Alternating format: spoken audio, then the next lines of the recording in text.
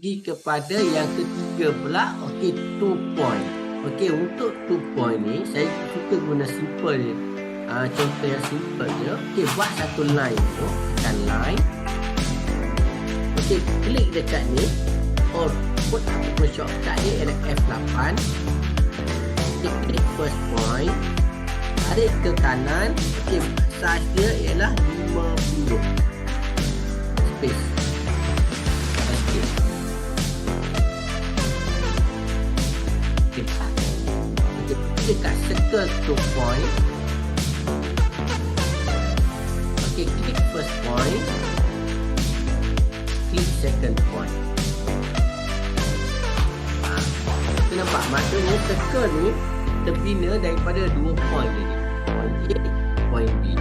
Hujung, hujung.